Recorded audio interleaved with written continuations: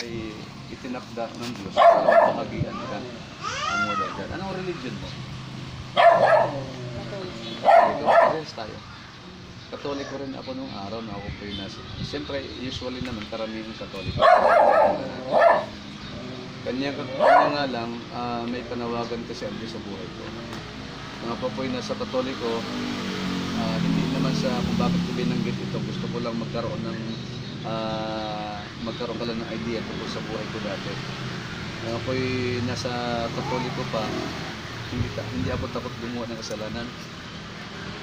Sa totoo lang, no? Drugs, alak, pagdamagyan, no? Babae, nasa serbisyo ako.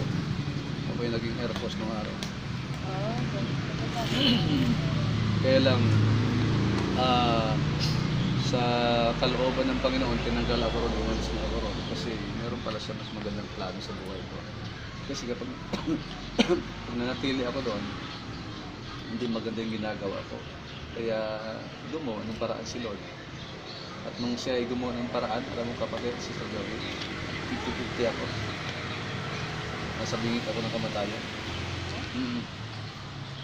Madala niya lang ako sa pumilitan. Alam mo ang ginawa ko? No ako nag-50-50.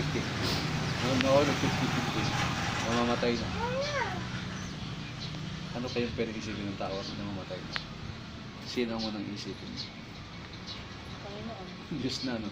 Bigla yun ang naisip ko. Wala ko itong isipin, Lord, tulungan mo ako. Hindi ko na kaya, mamamatay na ako. Bigyan mo ako ng tsansa pa. Kapag binigyan mo ako ng tsansa, makalabas ako dito ng buhay, ipapagamit ko buhay ko sa Lord.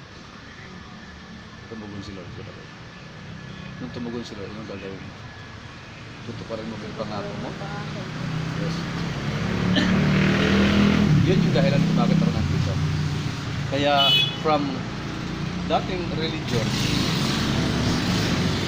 ang pangako ko kasi papagamit ko yung buhay. Yun lang. Ang isipin kong pagpapagamit ng buhay, yung dalo-dalo lang, attend lang sa mga church, hindi pala. Meron pa pala mas magandang plano. Ginawa akong pastor nito. Diba? Yung dating lasinggero, dating babae, dating adik. Ano sa palagay mo, may matutuwa kayong asawa dyan? Wala. May matutuwang magulang? May matutuwang lipunan? Ngayon, binago na. Sino matutuwa? Unang-una si Lord. Pangalawa, magulang ko. Namatay sila, masaya. Bakit? Yung pasaway niyang anak, pastor. Pakinabang ba yan? Pakinabang? Pakinabang. Ay.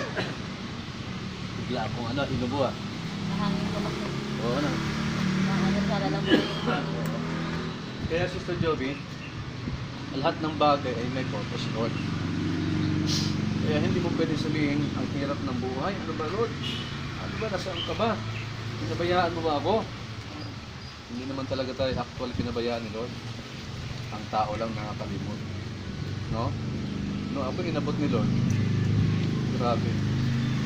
Yung mamamatay na, Sister Joby, nung nagka-cramps na yung katawan ko, nasa hospital ako. Hindi ako makahinga, halos. Sabi ko, Lord, kapag binuhay mo ako rito, ipapagamit ko talaga yung buhay ko. Segundo lang, kapatid, bumalik, unti-unting bumabalik sa normal na aking huminga. Naranasan mo na ba yung naranasan? Meron bang pagkakataon na naranasan mo na tumugon si Lord sa Sa anak ko. ano nangyari sa iyo? Ito. Ito siya?